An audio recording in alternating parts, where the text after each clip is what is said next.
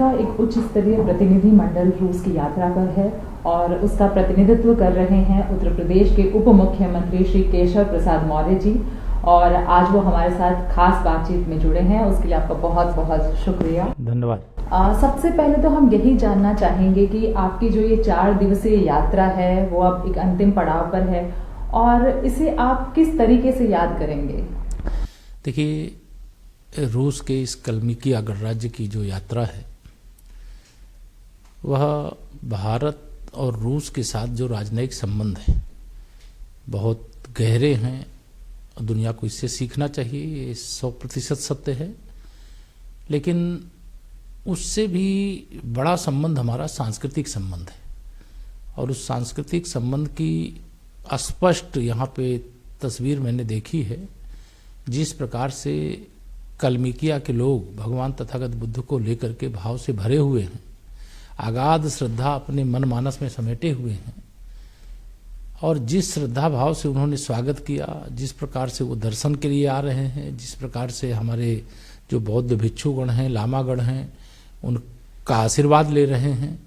वह हमारे संबंधों की गहराई को और आगे बढ़ाने का काम कर रहा है। इसलिए मैं मानता हूं कि रूस के इस कलमिकिया की जो यात्रा है हमारी, मेरे जीवन में बहुत सारी यात्राएं हुई हैं सार्वजनिक जीवन में होने के कारण, लेकिन जो कलमिकिया की यात्रा है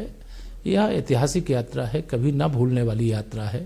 इस यात्रा के दौरान जिस प्रकार से उन्होंने अनेकानेक कार्यक्रमों के आयोजन किए, जिस प्रकार से हमारे कुछ समझौते भी हुए, जिस प्रकार से इनके कल्चर, यहाँ की संस्कृति है, उसको भी हम लोगों को निकट से देखने का, समझने का, सुनने का अवसर मिला, वह स्वर्ण अक्षरों में अंकित होगा। वर्तमान तो है ही, ये भविष्य में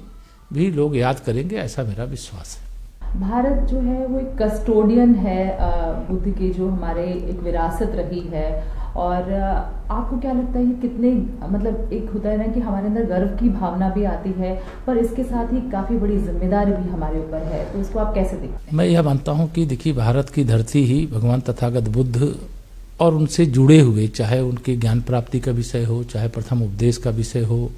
चाहे उनके महानिर्वाण का विषय हो, चाहे उनके संकिसा में पुनः, मतलब वो शरीर यात्रा पूरी करने के बाद भी उनके पुनरागमन के बारे में भी बताया जाता है, संकिसा से संबंधित हो, चाहे श्रावस्ती जहाँ सर्वाधिक वर्षावास उन्होंने बिताए हैं, चाहे बोधि गया हो, वह सभी स्थानों का एक अलग प्रकार का महत्व भी है, अलग प्रकार की श्रद्धा भी है, और भारत की जो जिम्मेदारी है उस जिम्मेदारी को मैं यह समझता हूँ कि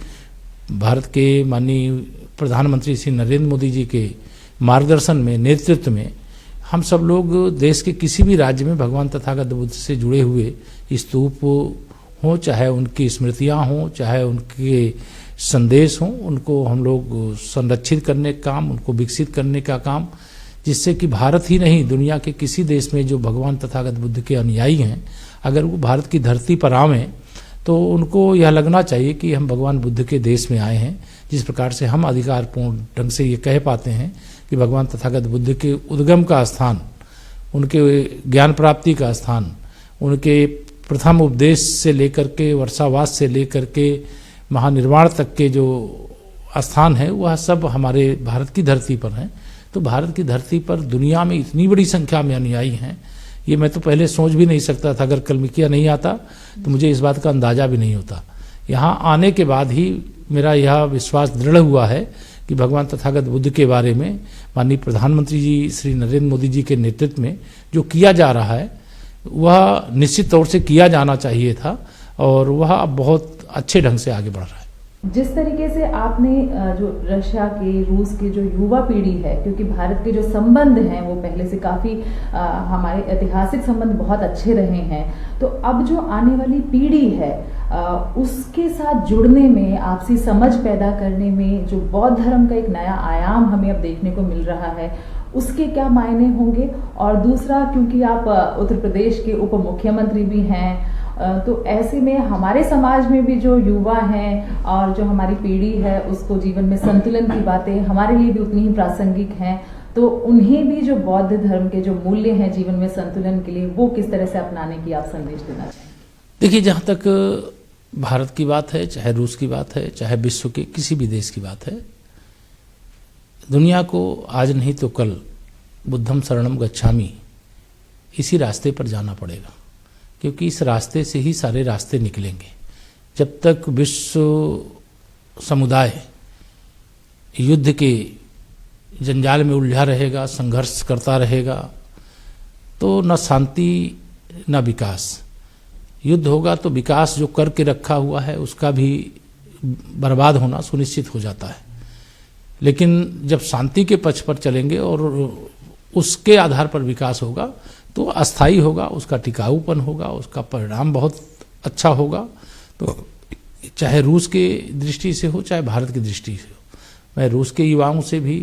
भारत के युवाओं से भी ये जरूर कहूँगा कि भगवान तथागत बुद्ध दुनिया में क्यों पूजे जाते हैं। अगर हम हजारों मील दूर भारत से कलमिकिया यानी रूस में आए हुए हैं, यहाँ इतनी अगाध श्रद्धा भगवान तथागत बुद्ध के प्रति है और शांति से प्रगति कर रहे हैं, तो यह शांतिपूर्वक प्रगति का जो पथ है वह निरंतर बना रहे, इसके लिए बुद्ध की शरण में जाना ही पड़ेगा, सबको जाना ही चाहिए। और कोई ऐसा नहीं कि अंधभक्ति करके जाना चाहिए। भगवान बुद्ध के विचारों को, उनके संदेशों को, उनके उपदेशों को, उनके द्वारा जो रास्ता दिखाया गया उस रास्ते पर चल करके तो देखो।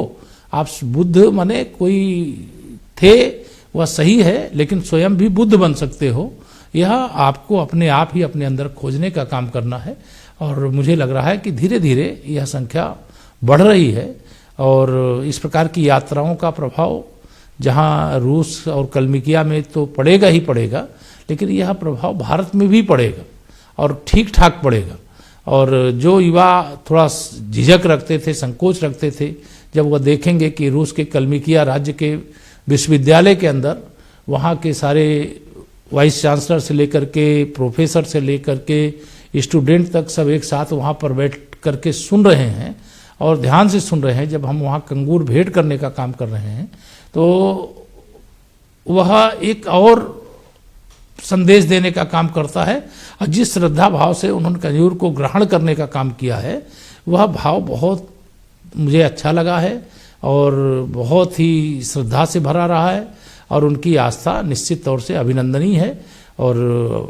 रूस के प्रत्येक नागरिक को भी और भारत के भी प्रत्येक नागरिक को और दुनिया के भी जो लोग हैं उनको भी भगवान बुद्ध की शरण में आना चाहिए। बुद्धम शरणम गच्छामि ही सभी बीमारियों का इलाज है, सभी समस्याओं का समाधान है। एक जैसे कि आपने बात कही कि हमने यहाँ देखा है लोगों के अंदर की अपनी संस्कृति को लेकर, अपने जो धर्म है उसको लेकर के जो एक गर्व की भावना है, तो ऐसी ही बात हमारे यहाँ पे प्रधानमंत्री नरेंद्र मोदी जी भी कहते हैं। सरकार जो है उसके नेतृत्व में ये चीज़ हो रही है कि हमारे जो पुराने हमारे जो बहुत सारे जो मंदिर हैं, चाहे वो बहुत बड़ी आस्था के केंद्र हों, उनका वापस से पुनरुत्थान किया जाए। सनातन धर्म की बात जो है वो बार बार कही जाती है कि उसको वापस से उसी गौरव के साथ में संस्थापित करना होगा, क्योंकि देश में अगर वो एक स्वाभिमान वाली भावना और एक अपने अंदर गर्व की भावना आएगी, तब हम एक नए भारत के रूप में एक मजबूती से ज्यादा विश्व के पटल पर उभर पाएंगे। तो ये जो हमने यहाँ कलमिकिया में देखा कि किस तरीके से वो एक अपने आप को आगे बढ़ा रहे हैं, तो आप क्या चाहते हैं कि भारत के जो लोग हैं उनको ये संदेश कैसा मिले कि हम इस दिशा में अगर आगे बढ़ेंगे तो हम ज्यादा मजबूती से आगे बढ़ सकेंगे? देखिए, भारत की विशेषता है वहाँ अनेकता में एकता, और भारत ही एक ऐसा देश है जो सबको अपनाने का काम किया है। भारत में सभी प्रकार की उपासना पद्धतियों को मानने वाले लोग हैं, और जो हम लोग इस समय महसूस कर रहे हैं कि जब से 2014 से माननीय नरेंद्र मोदी जी देश के प्रधानमंत्री बने हैं, उन्होंने गुलामी की मानसिकता से मुक्ति का एक जो मंत्र दिया और विरासत पर जो गर्व करने का संदेश दिया, इसको लेकर के मैं यह मानता हूं कि संपूर्ण भारत में एक नवीन चेतना का उदय हुआ है। और जिस प्रकार से आज़ादी के अमृत काल में हमने सभी देश के उन महापुरुषों को, उन क्रांतिकारियों को, उन स्वतंत्रता संग्राम सेनानियों को, जिनके कारण से हम स्वतंत्र भारत के नागरिक हैं और हम दुनिया के अंदर विकास के पथ पर आगे बढ़ते चले जा रहे हैं, उनका स्मरण किया। और स्मरण करके जिनको लोग भूल गए थे उनको भी याद किया। जिस गांव में कोई स्वतंत्रता संग्राम सेनानी नहीं भी थे, कोई क्रांतिकारी नहीं भी थे, तो उन गांव में जो महापुरुष थे उस गांव के, उनका भी स्मरण किया। और बहुत सारी ऐसी चीजें थी जो हमारी विरासत तो थी लेकिन धूमिल पड़ गई थी, जैसे आग है लेकिन उसके ऊपर राख जम जाए, इस प्रकार का स्वरूप था। तो माननीय प्रधानमंत्री जी के आह्वान के बाद आज़ादी के अमृतकाल में भी ये हुआ। और अगर मैं आज यहाँ पर बात करूँ तो भारत में अगर आप देखें, अयोध्या 500 साल पहले एक विदेशी आक्रमणकारी आता है और हमारे श्री रामलला के जन्मस्थान पर बने हुए मंदिर को तोड़ देता है। और उसकी लड़ाई 500 साल बड़ी लंबी लड़ाई है, बहुत सारे लोगों का बलिदान हुआ, बहुत सारे लोग उसके लिए संघर्ष करते हुए जीवन उनका समाप्त हो गया। लेकिन वह कार्य, ये विरासत थी हमारी जिस पर हमें गर्व होना चाहिए था। गुलामी की मानसिकता से मुक्ति का रास्ता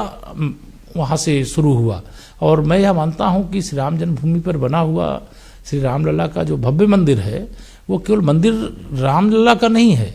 वो राष्ट्र मंदिर है, राष्ट्रीय एकता का प्रतीक स्वरूप है। और पूरा राष्ट्र अपना योगदान उस मंदिर के निर्माण के लिए दिया है। इसी प्रकार से हम अगर बात करें तो जितने भी हमारे बौद्ध तीर्थ स्थल हैं उनके विकास के लिए भी सरकार ने बड़े कदम उठाए हैं। आज हम भारत के विभिन्न राज्यों में जो भगवान तथागत बुद्ध से जुड़े हुए स्थान हैं, उन स्थानों के सर्वांगीण विकास के लिए भारत सरकार का जो संस्कृति मंत्रालय है वह भी प्रयास कर रहा है, राज्य सरकार के जो मंत्रालय हैं वह भी प्रयास कर रहे हैं। उसके कारण से आज ऐसे स्थानों पे आने वालों की संख्या निरंतर बढ़ रही है। मैं काशी की बात करूं, वाराणसी की, जहां से हमारे माननीय प्रधानमंत्री जी सांसद चुन करके आते हैं और देश का नेतृत्व करते हैं, वहां पर सारनाथ है, भगवान बुद्ध का प्रथम उपदेश देने का जो स्थान माना जाता है, उसका भी बहुत व्यापक विकास हुआ है। वहीं पर बाबा विश्वनाथ जी का मंदिर है, उसका कॉरिडोर बन करके तैयार हुआ है। इसको दोनों दृष्टि से हम देखते हैं। एक तो राष्ट्रीय गर्व का भी विषय है ये कि हम गुलामी की मानसिकता से मुक्ति के पथ पर बढ़ रहे हैं, लेकिन दूसरी तरफ जब इन स्थानों के विकास हो जाते हैं तो उस विकास के परिणाम स्वरूप लाखों की संख्या में, जहां 1000 में लोग आते थे वहां लाखों की संख्या में लोग आके दर्शन के लिए आते हैं, पूजा के लिए आते हैं, यात्रा करते हैं। तो इससे पर्यटन, रोजगार भी बड़े पैमाने पर हमारा बढ़ता है। और एक चीज जब शुरू होती है उसके साथ दूसरी चीजें, तीसरी चीजें, अनेक चीजें वहां पर खड़ी होती हैं। इसी प्रकार से हम लोगों ने, जैसे प्रयागराज हो, चित्रकूट हो, विंध्याचल धाम है, बहुत महत्वपूर्ण धाम है, नैमिषारण है, ऐसे बहुत सारे तीर्थ स्थलों का भी हम लोगों ने विकास किया है। ये सब जो हमारी विरासत थी, जिसको लोग भूल गए थे, उसको फिर से लोग याद कर रहे हैं और उसकी ओर आगे बढ़ रहे हैं। ये शुभ संकेत है देश के लिए, प्रदेशों के लिए, और इस दिशा में हमें आगे बढ़ना चाहिए। भारत जो एक बहुविध राष्ट्र है, जहाँ पे कोने कोने में बहुत सारी लोक संस्कृतियां हैं जो आज के टाइम पे हम देख रहे हैं कि शायद वो कहीं पीछे छूट रही हैं। तो ऐसे में जो हमारी सरकार है, प्रधानमंत्री जी का जो नेतृत्व है, उनका एक आह्वान है कि लोकल फॉर वोकल, वो चाहे वो हमारी लोक संस्कृतियां हों, चाहे वो हमारी हस्तशिल्प कला हो, उन सभी को आगे बढ़ाने का प्रयास है। तो एक जो बात है, शायद वो हम सभी को, शायद हम भारत में रह के वो महसूस नहीं करते, कलमी के हाथ पे आकर के हमने ये महसूस किया कि उसको बचाए रखना, अपने आप को बचाए रखना, हमारी पहचान को बचाए रखने के लिए बहुत जरूरी है। तो उस पर आप, जो हमारे खासतौर से युवा हैं, इस क्षेत्र से जुड़े हुए लोग हैं, उनको क्या कहना चाहिए? देखिए, सबसे पहले तो मैं कलमिकिया के, रूस के ऐसे बहुत ही प्रतिभाशाली कलाकारों को बधाई देना चाहूँगा, और दूरदर्शन के प्लेटफार्म पर उसको ट्रांसलेट करके भारत में दिखाया जाए, ऐसा मैं आपको आग्रह भी करूँगा। तीसरा, भारत के अंदर भी अनेक प्रकार की लोक कलाओं का, मतलब वहाँ पर आज भी ऐसा नहीं कि लोक कलाएं समाप्त हो गई हैं, प्रतिभाएं समाप्त हो गई हैं, उनको सही प्लेटफार्म पहले नहीं मिल रहा था। अब उनको प्लेटफार्म जैसे जैसे मिलना शुरू हुआ है, उनका जो संग्रह करने का काम हो रहा है, उनको जोड़ने का काम हो रहा है। लोक कलाकार है, वो बहुत अच्छे गायन का, बहुत अच्छे नृत्य का, बहुत अच्छे अनेक प्रकार के, मतलब वैदिक काल से लेकर के वर्तमान समय तक ऐसी चीजें उसने जुटा करके रखी अपनी परंपरागत तरीके से। अब अगर उनको प्लेटफार्म नहीं देंगे, उनको हम उसके माध्यम से रोजी रोटी का रास्ता नहीं देंगे तो फिर वो बहुत समय तक ऐसी चीज़ें टिकती नहीं हैं। तो हम भारत सरकार के माध्यम से भी और राज्यों में जो सरकारें हैं उनके माध्यम से भी ऐसी लोक कलाओं को फिर से पुनर्जीवित करने और उनको स्थापित करने, उनको रास्ता देने और उनको लोक कलाओं के माध्यम से भी रोजगार उपलब्ध कराने। और इस मामले में मैं माननीय प्रधानमंत्री श्री नरेंद्र मोदी जी को बारंबार इसलिए बधाई दूंगा कि ऐसे ऐसे मतलब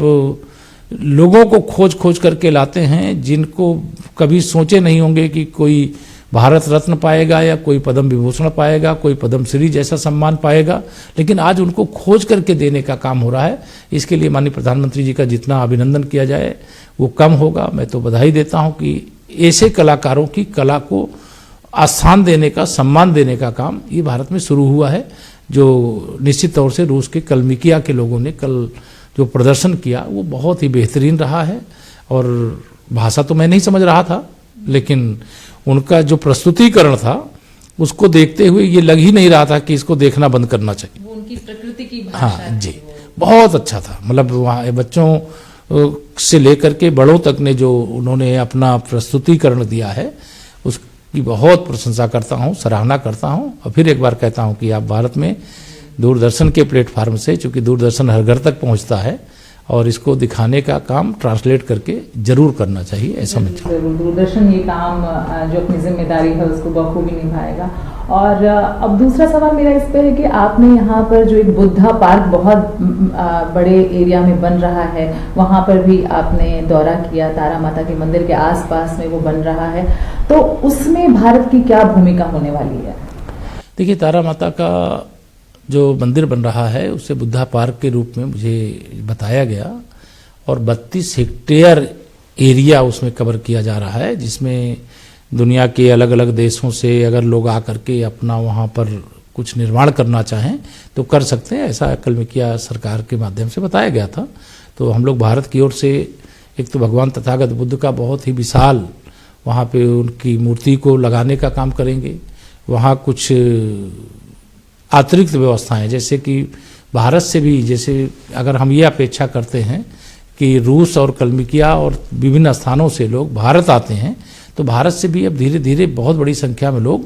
रूस में, कलमिकिया में भी आएंगे। जब यहाँ आवे तो उनको दर्शन का भी लाभ मिले और उनको रहने की भी सुविधाएं हों, उनके ध्यान आदि की भी सुविधाएं हों, विपश्यना आदि की सुविधाएं हों, इसकी निश्चित तौर से आवश्यकता है। तो भारत सरकार अपना पूर्ण योगदान इस दिशा में देने का विचार किया है। हमारी एम्बेसी इसके लिए प्रयास भी कर रही है और यहाँ के सरकार के साथ बातचीत करके जो भी यहाँ करना होगा हम लोग उसको शीघ्रता से कराएंगे। वैसे प्रयास यही है कि 2027 में भारत और रूस के राजनयिक संबंधों के 80 वर्ष पूरे हो रहे हैं। जब 80 वर्ष पूरे होंगे उस समय तमाम कार्यक्रम होते हैं ऐसे समय में, तो उस समय तक अगर बन जाएगा तो यहाँ पुनः आने का कार्यक्रम जैसा भी बनेगा तो लोग आकर के ऐसी जो चीज़ें बनती हैं फिर उसको जनता जनार्दन को सुपुर्द करनी होती है, वो सुपुर्द करने का काम भी आगे बढ़ाने की दिशा में विचार हो रहा है। एक बैठक थी वो कलमिकिया के गवर्नर सहित जो उनका मंत्रिमंडल था उसके साथ भी बैठक हुई थी, तो उसमें बहुत सारी मुद्दों पर चर्चा की गई। उनकी तरफ से फार्मास्यूटिकल क्षेत्र हो चाहे शिक्षा का क्षेत्र हो, खासतौर से टूरिज्म जो है उस पर उन्होंने काफ़ी जोर दिया था और निवेश की संभावनाएं जो हैं उस पर चर्चा की गई। तो उसमें किस तरह की जो है नई उम्मीदें नजर आई हैं? देखिए, भारत और रूस के राजनयिक संबंध जितने पुराने हैं उतने ही मजबूत हमारे व्यावसायिक रिश्ते भी हैं। तो रूस एक ऐसा देश है जहाँ पर खनिज संपदा का अपार भंडार है। रिफाइनरी की दृष्टि से, ऑयल और गैस की दृष्टि से, शिक्षा के क्षेत्र में तो हमें करना है, सांस्कृतिक क्षेत्र में हमें करना है, लेकिन जिन क्षेत्रों में संभावनाएं होंगी उस क्षेत्र में भारत के जो हमारे बड़े उद्योग घराने हैं वह भी निवेश के इच्छुक हैं। और जो रूस के लोग हैं, कलमिकिया के लोग हैं, उनसे मैं कहूँगा भारत में भी अपार संभावना है। भारत दुनिया में सबसे तेज़ी से बढ़ने वाली अर्थव्यवस्था है।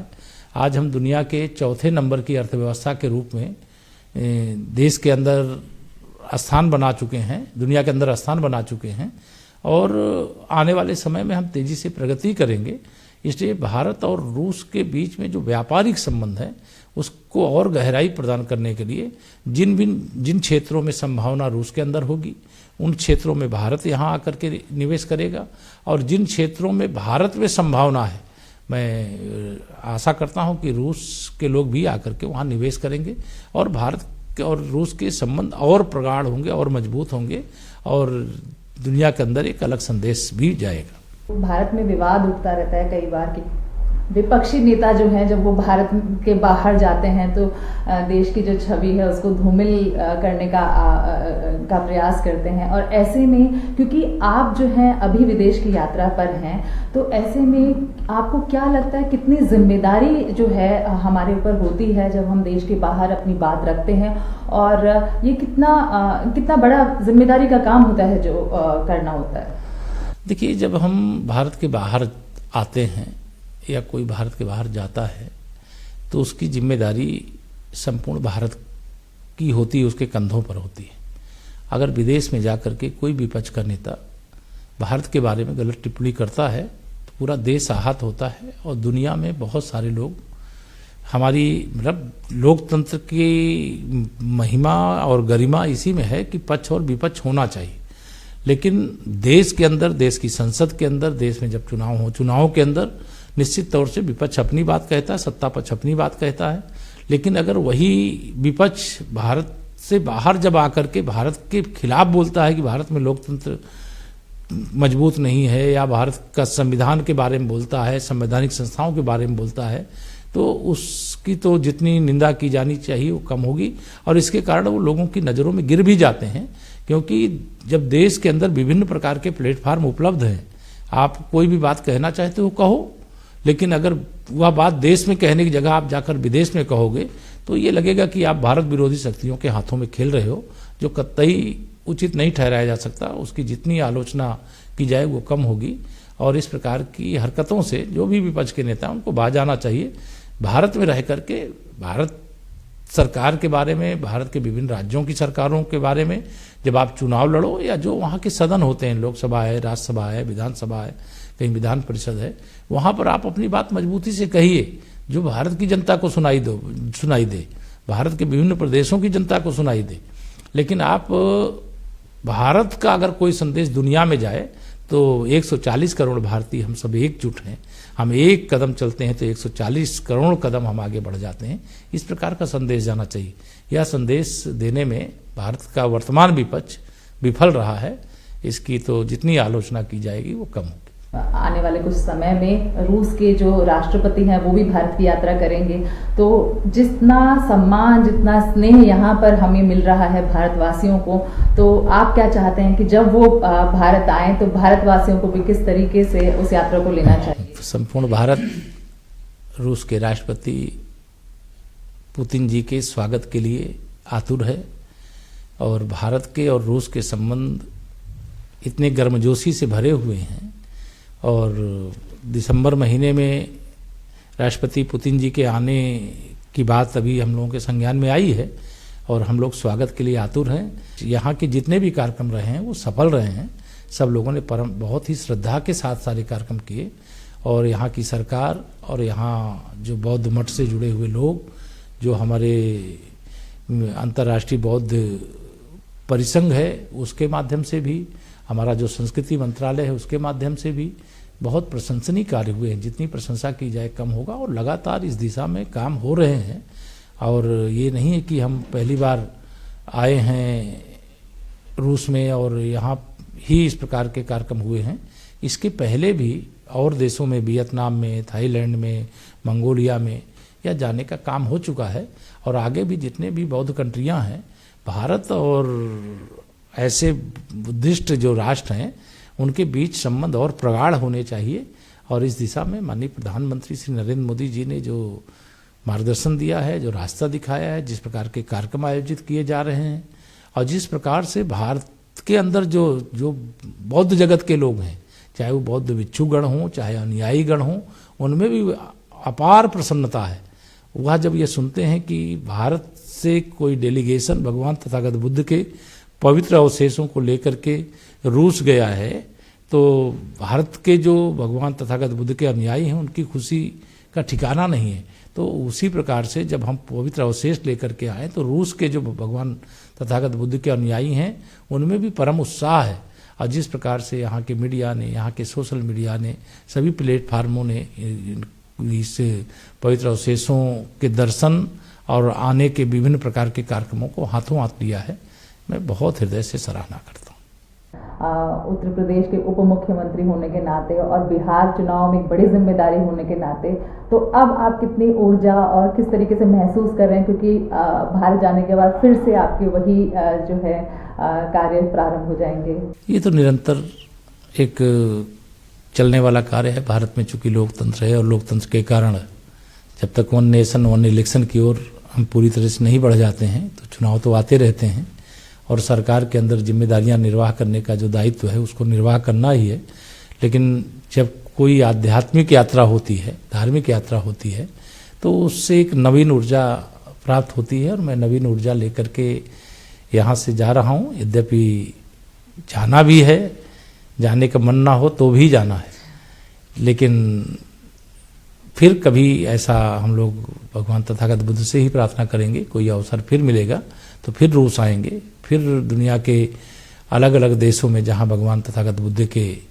मंदिर हैं, वहाँ जहाँ भक्त हैं, जहाँ भिक्षुगण हैं, लामागण हैं, उनके जाकर के आशीर्वाद लेने का काम करेंगे। लेकिन यह यात्रा बहुत ही सार्थक रही, बहुत सफल रही और यहाँ की सरकार ने भी, यहाँ के लामा जो हमारे बौद्ध लामा हैं उन लोगों ने भी रूस की ओर से भी भारत में कोई एक मंदिर बनाने का विचार व्यक्त किया है। हमने कहा है कि आप प्रस्ताव दीजिए, हम सरकार के स्तर पर विचार करेंगे और आपको वहाँ पर जो भूखंड चाहिए वो उपलब्ध कराएंगे और आप आकर के बनाइए। और भारत ऐसे किसी भी मतलब प्रयास का स्वागत करेगा और जो भी सरकार की ओर से सहयोग है वह भी करेंगे और जो वहाँ समाज की ओर से सहयोग है वह भी कराएंगे। एक लास्ट में छोटी सी टिप्पणी आपसे चाहेंगे, क्योंकि बहुत सारे लोगों को भारत में कलमिकिया के बारे में पता नहीं है। वो जब रूस का नाम आता है तो मॉस्को या सेंट पीटर्सबर्ग के बारे में ही जानते हैं और आप जो है पिछले 3-4 दिनों से यहाँ पर हैं, तो क्या आप कहना चाहेंगे भारत के लोगों को कि कलमिकिया कैसा है? नहीं, मैं तो अभी कलमिकिया के अलावा रूस के किसी और बड़े शहर में जाने का मुझे मौका नहीं मिला है, लेकिन कलमिकिया आने के बाद यह लगा है कि लोगों को कभी अवसर मिले तो कलमिकिया जरूर आना चाहिए। कलमिकिया आने से लोगों को ध्यान में आएगा कि भारत में और कलमिकिया में यानी रूस में कोई अंतर नहीं है और यहाँ का मौसम भी बहुत ही प्यारा है। मतलब यहाँ के मौसम का भी आनंद लेना चाहिए। यहाँ की तमाम प्राकृतिक चीज़ें, कल मैंने उनके जो कलमिकिया के लोगों ने, रूस के लोगों ने सांस्कृतिक कार्यक्रम किया तो उसमें भी दिखाया, वह देख करके एक अद्भुत दृश्य था और बहुत प्रभावित करने वाला दृश्य था। तो मैं तो विशेष तौर से रूस और कलमिकिया के लोगों को भी भारत आने के लिए निमंत्रित भी करूंगा और भारत के लोगों का जरूर आह्वान करूंगा कि उनको कभी मौका मिले तो ऐसे स्थानों पे जरूर आना चाहिए। यहाँ आने से उनको लगेगा कि बहुत अच्छे स्थान पे उन्हें जाने का मौका मिला है और यादगारें कभी ऐसी बनेंगी कि कभी भुलाई नहीं जा सकती।